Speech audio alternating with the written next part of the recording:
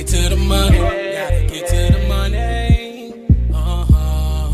Early morning, so you know that I'm on it. So you know that I'm on it. Gotta make sure that my family straight. Gotta make sure that the kids and me. Gotta make sure that the bills is paid. And then let's get to the money.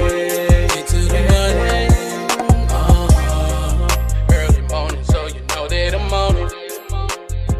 And gotta make sure that my family straight. Gotta make sure that the kids and they. Gotta make sure that the bills is paid. And then let's get to the money. Get to the money.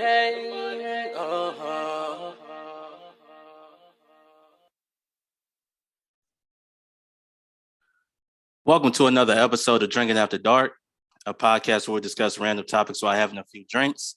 I'm your host, Darius, and as always, drink responsibly. And y'all make sure y'all follow Drinking After Dark Podcast on Facebook, Instagram, TikTok. And y'all make sure y'all like and subscribe to Drinking After Dark Podcast YouTube channel. Tonight, y'all know what I'm drinking on, as usual.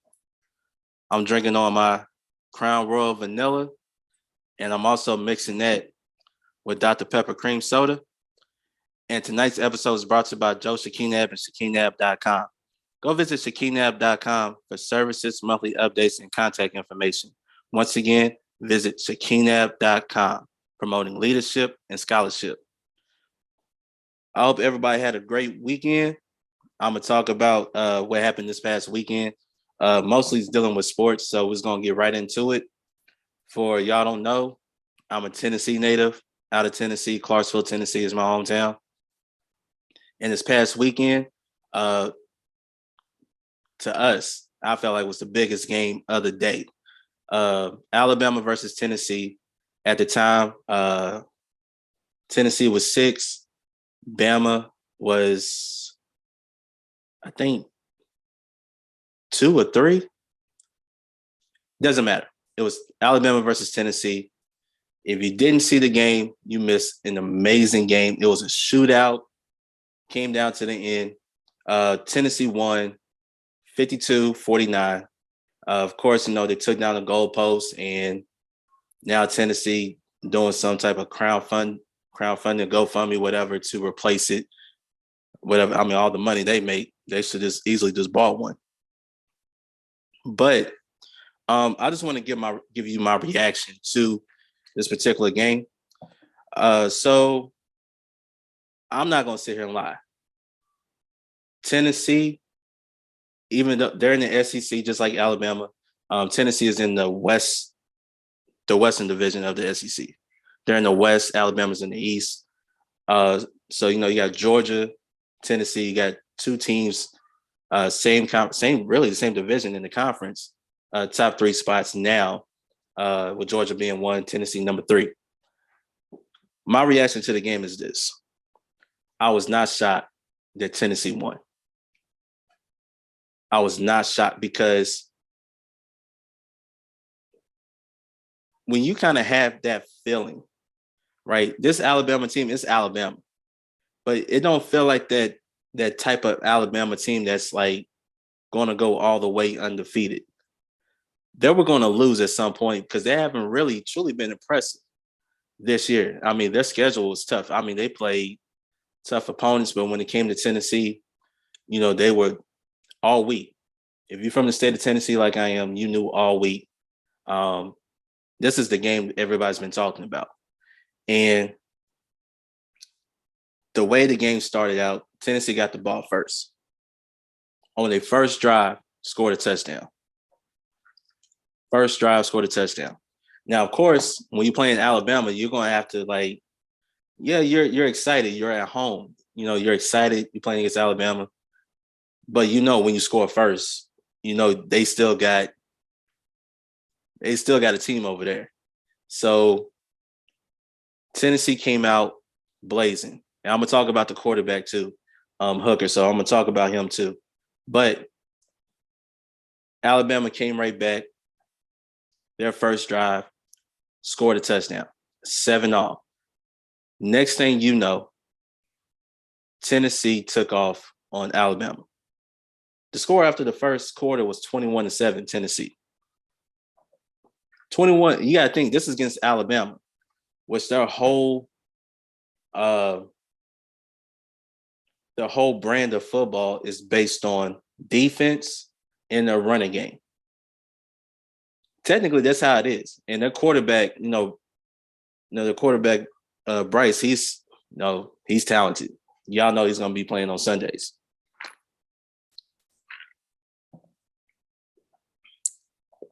But here comes Alabama. You know Alabama's not going to go away. You're going to have to play the full 4 quarters to beat a team like Alabama, especially a Nick Saban team. You got to play the whole 4 quarters. You just don't play 1 quarter. And Alabama came back. It was a game. From the second quarter on, it was a game. It was a game. And for those who didn't watch it, sorry for you. I don't know what to tell you. You missed out. Now, here's my truth about the game. Tennessee took the game. I would say Tennessee took the game. But they could have lost the game as well. Alabama lost the game. Penalties killed Alabama. You saw it early and you saw it often throughout the entire game. Alabama with the pass interference, false starts, holding, offense, defense, special teams penalties. I mean, they muffed a punt. Not necessarily it was a muff punt. It was more like an Alabama player thought one of his teammates downed it, and he tried to go pick it up. He lost it, and then Tennessee got it back, and they ended up scoring on that next drive. But it was so many mistakes Alabama made this game to where in a particular game like this, you can't make mistakes. But they made them often throughout the entire game. It wasn't just like 1 half or 1 quarter. It was the whole 4 quarters. Tennessee, I'm not going to sit here and lie. That 4th quarter, I thought we lost the game. I don't know what happened in the 4th quarter with the exchange. If anybody who knows this play, the exchange between Hooker and I don't remember who the running back was.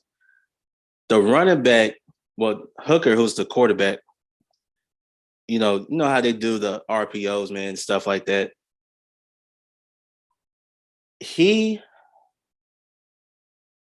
Hooker thought the running back had the ball secure, and he was trying to pull it back and like fake like he was going to run it.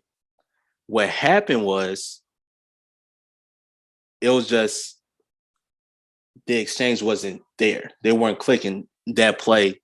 The ball dropped. Alabama player picked up the ball, ran it back for a touchdown. Alabama's up 49-2. At this particular point, I'm saying Alabama basically just took control of this game. But the very next drive for Tennessee, they came back and scored. Now, this is where, to me, I said Alabama lost this game. Basically, they had the control, right? To me, it's crunch time. Alabama has the ball. All you have to do is basically get in field goal range. And, of course, Tennessee has some timeouts, but you pretty much get there, run the ball, then you're kick a field goal, a short field goal, you're good. What Alabama did, I'm not understanding the play call. The running game, first off, both teams were running the football really good, right? They were running the football really good. And I'm not understanding why Alabama did not put the ball in the running back's hands the way they were running the football. You could have ran that football, let that clock continue to roll, and then you could have gave your field goal kicker a last-second chip shot to win a game. But they threw the football, and when you throw the football, you're running the risk of stopping the clock. That's what happened. Even though they were in field goal range, it would have been a 50-yard field goal. So they kicked the field goal, and it was a 50-yarder. Alabama kicked a 50-yard field goal, missed it. So Tennessee got the ball back. Now remember, this is at this particular point, it was how much time left? About 30-something seconds left, if I remember correctly. If I'm wrong, correct me in the comments. But it was around that time. Tennessee know they had to get in field goal range in order to win this game. Tennessee got the ball back. A completion. I think they ran the ball because they had 2 timeouts as well. So, they had plenty of time to work with. Got first downs, and I'm gonna tell you right now, when they got it within I think it was like a 40-yard field goal kick. The kicker kicked it. First off, it was an odd kick anyway, but it went right down the middle. Tennessee won the game. I was excited, really excited about it. So that's why you see Tennessee top 3 in the country right now in the latest AP poll. So shout out to Tennessee. Now let me talk about Hooker, quarterback for the Vols. The fact that you have quote unquote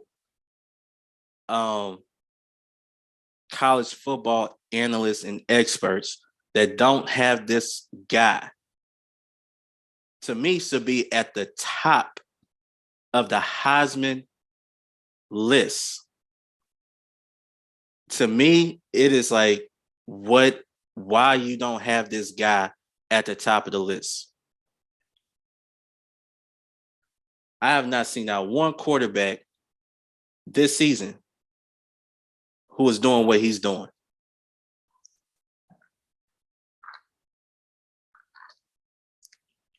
Not one. And I'm saying, what else does he have? I mean, I get it. You still got you still got another half of the season left, but still, he should be, in terms of the Heisman watch list, he should be the favorite right now. Right now, he should be the favorite. And I don't know, some of these college experts out here, sometimes I don't even listen to them, because sometimes I think they full of shit anyway. I think that Hendon Hooker is the favorite to win the Heisman. Even if they lose one game, which the way they're playing, most likely it will come against Georgia, if anything, if they lose a game. But I just think that he should be number 1 on that list. If you're a college football fan and you watch all of college football, not just a particular conference or anything like that, if you watch college football and you're a college football analyst, college football expert, you should have Hendon Hooker number 1 on the Heisman Trophy list. That is my opinion. And if you got a problem with it, I don't care. Just my opinion. I'm going to tell you what else was great about Saturday night. It was also fight night. I'm going to get into the fights. Obviously, congratulations to Haney for retaining his titles. But I want to get to Deontay Wilder and his fight.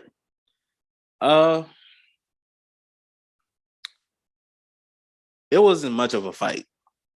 Okay. I'm going to be honest with you. I watched the fight. I watched it with a few friends, and it felt like that fight was more like early Mike Tyson type of fight. If you know anything about boxing, Mike Tyson, early on in his career, up to his rise to becoming the youngest heavyweight champion of the world, this dude was knocking out guys in the first round. And it became such a common theme that if a guy made it out the first round, it felt like a moral victory. Deontay Wilder fought a guy. I might butcher his name. I think it's Helenius. I think that's his last name. How you say it? Um, Fought a guy. They used to be sparring partners, which is crazy. Used to be sparring partners, and we all know the last three fights Deontay Wilder was in was against Tyson Fury. When you look at that trilogy, basically Tyson Fury won that trilogy. You know, the first fight was a draw. Uh, the next two fights, Tyson Fury knocked out Wilder.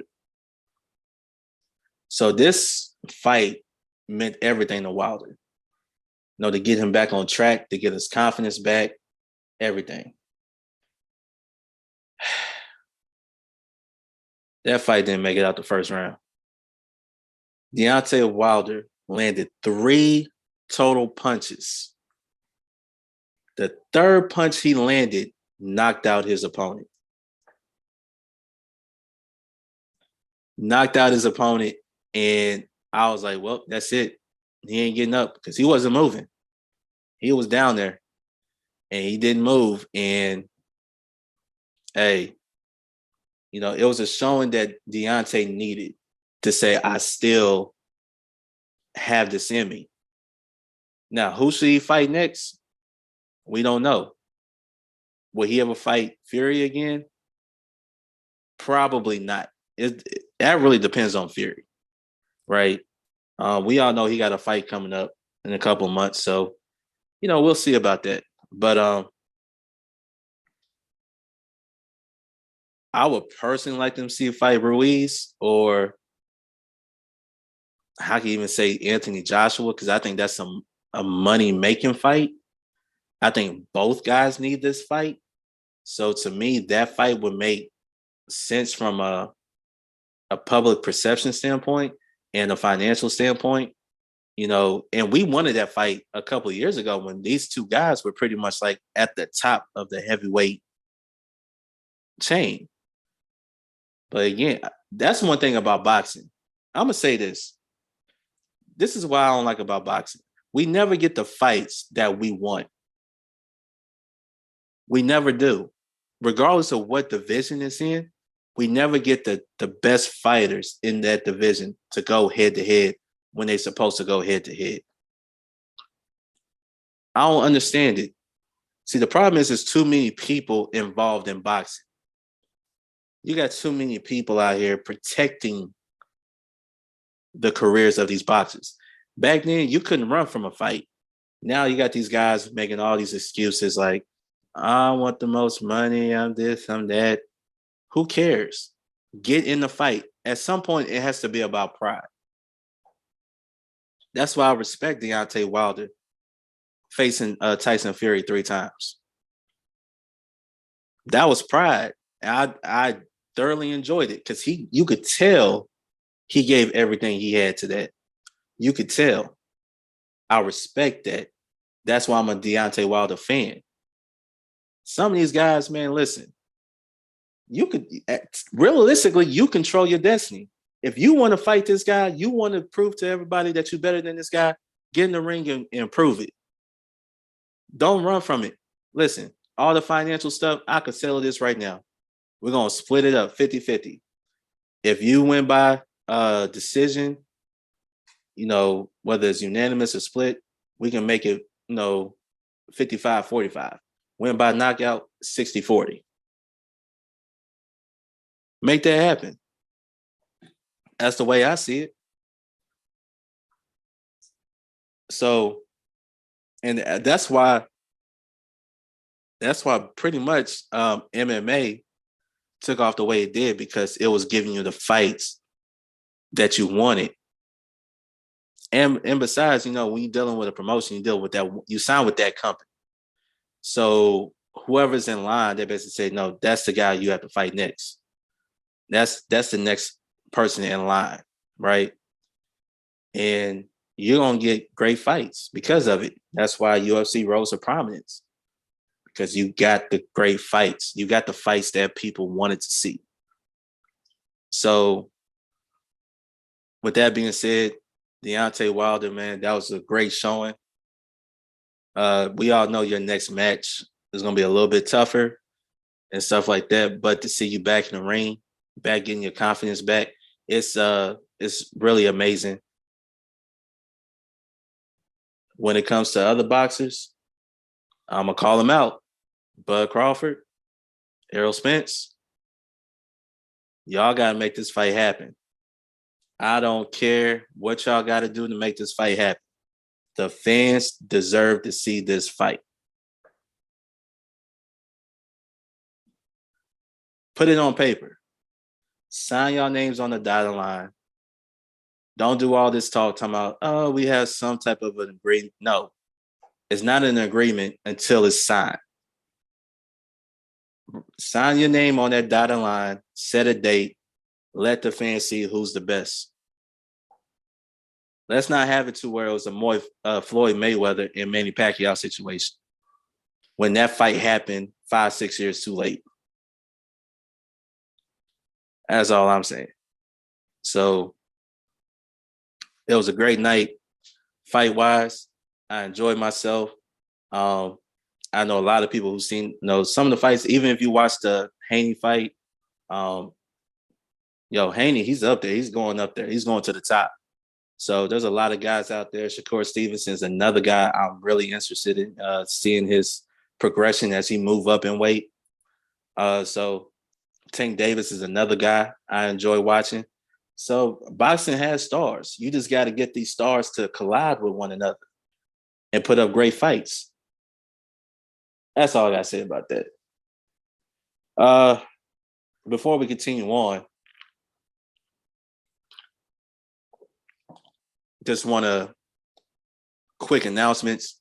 Once again, make sure y'all follow Drinking After Dark Podcast on Facebook, Instagram, TikTok. Y'all make sure y'all subscribe to Drinking After Dark Podcast YouTube channel. Also, please tell your friends and family about Drinking After Dark Podcast. If you want to sponsor Drinking After Dark Podcast, just send a DM to Drinking After Dark Podcast Facebook or Instagram. We discuss details. Also, if you want to be a guest, same thing. Send a DM, Drinking After Dark Podcast, Facebook, Instagram for details. And we'll bring you on and we're going to have some fun. All right. Another thing I want to talk about, sticking with sports. The Denver Broncos need to stop being on primetime. I don't know what it is, why the NFL got the Denver Broncos on primetime. Russell Wilson right now is a shell of himself. I don't know. We all know the Denver Broncos really wanted Aaron Rodgers. They didn't get him. So, yeah, you got somebody who was the next available quarterback, Russell Wilson. It has not been a smooth transition for Russell Wilson, especially a guy of his talent, the type of money that he's going to make. His production is like you're taking a loss, a huge loss right now. And sometimes it's just football. It has nothing to do with schemes. Well, the what do you call it? The schemes that you're trying to run and all that stuff. Sometimes it's just football, making sure your protection is right, making sure you see in the field properly. Because you start seeing his receivers are getting frustrated with him. And it's at a point where Russell Wilson is not playing Russell Wilson football. I think what they got to do is let Russell Wilson play Russell Wilson football. He'll be all right. But if you're trying to change how he played throughout his entire career, it ain't going to work. And it's not working right now. And somebody's going to lose their job. I hope not. Hopefully they could, work it out, get it together. And then going into next season, they're like, all right, we found what we were looking for. But until then, it is not a pretty sight. And why I feel so bad for the Broncos is that their defense is a top 4 defense in the NFL. Top 4. And yet they are just really just playing terrible football on the offensive side. And the crazy thing is the Broncos defense is giving them chance to like go win games. If you scored on an extra possession each game, you could possibly be undefeated. But because your offense is not producing, you got a quarterback you're paying all this money to, yo, I won't say jump off the ship yet, but when you're paying a lot of money to a guy, people are gonna become impatient. Like they want to see results instantly. So hopefully this is the last prime time game they're on, because nobody wants to see that. I hate to say it, nobody wants to see it. So hopefully, Russell Wilson can figure this out. The offense can figure it out, but they have to have they have to figure it out. What, and a lot of times too, a sign of a great coach can adapt to the player. A player should never have to adapt to a coach. I think sometimes as a coach, you can figure out a way to still instill your system, your philosophy with their skill set. So pretty much you will have to like come to him first, and then he could like, okay, I could do this, I could do that. We can make this work. I don't think they ever had that conversation, to be honest. So I know the Bronco fan base, and it's bad when you have the fans leaving, knowing your team's about to go into overtime. The game ain't even over. They about to go into overtime. They said, nah, we're not watching. Even if they won in overtime, we are not happy of what we're seeing from their offense. Defensively, you're like, oh, we happy. Offensively, it's like you playing like their defense is like a Pro Bowl defense with a JV offense. That's basically what it looks like for the Denver Broncos. So get it together, Denver. As a Steelers fan, I watch football, I watch basketball. Look, you're a fan first. You know me, I'm a Steelers fan, first and foremost. Shout out to the Steelers for beating the Buccaneers. But sometimes you just got to call it how you see it when you see other teams play. And the Broncos, the way they looking offensively is not.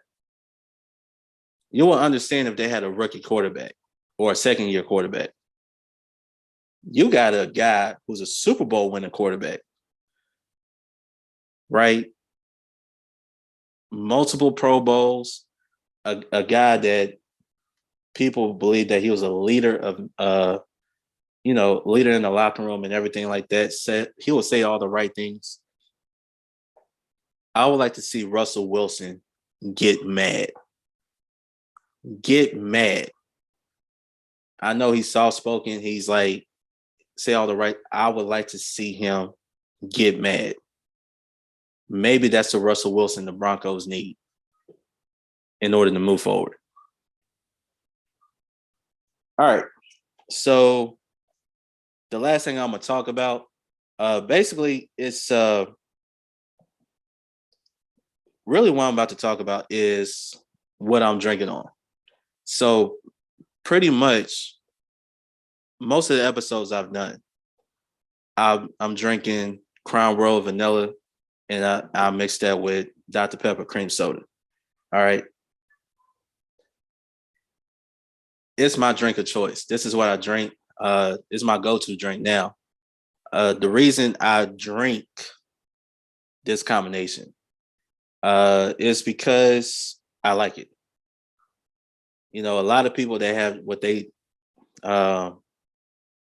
drink on, stuff like that. It's cool. But I seen a lot of people, especially like on TikTok or something like that, who's trying this combination and they absolutely love it. And a lot of people, they don't really drink dark liquor. That's not their thing. So I understand. But this combination, I like it. especially if you're the type of person that likes sweets, in a sense. That's the type of person I am. I like sweets. So this actually here is not too much for me. For some people, they can't handle it. Some people can. But it's a combination that I truly enjoy. It's always going to be my drink of choice. I'm going to continue to drink it and also do other things with, Crown Vanilla as well. I make a root beer float out of it. Pretty much it's like, I could say it's like my holiday drink, like my Christmas drink, if I do it that way. Or, I drink it straight. It's a smooth drink. A smooth drink. I actually got put on Crown Royal Vanilla. Was it 2 years ago? Almost 2 years ago? And it was a Christmas gift I got from work. I never really tried it. And first time I tried it, I had it with root beer float. It was on Christmas Eve, almost 2 years ago. And I was like, I like this. And that was my go-to drink because while drunk, before that was apple, the Crown apple. But once I got on this vanilla, I was hooked on it. And then the Dr. Pepper cream soda, actually, I saw this in the store and I like Dr. Pepper as a whole anyway. But when they made this, I was like, wait, they made a cream soda? Dr. Pepper and cream soda? And when you drink it, actually I don't taste the difference. Like if you don't drink Dr. Pepper, if you drink like regular Dr. Pepper and then you drink the cream soda, you might taste the difference, but growing up, I always loved Dr. Pepper. But when I drink the Dr. Pepper and cream soda, I don't taste the difference. So it's like, cool, but it doesn't do too much for me. And I like it. I enjoy it. If you ever try this combination, comment below. And if you haven't tried this combination and you like Crown Royal and you like Crown Royal Vanilla, try the combination. Comment, send a comment below. Tell me how y'all feel about the pairing and everything. And let's share drinks. And y'all tell me what else I should try.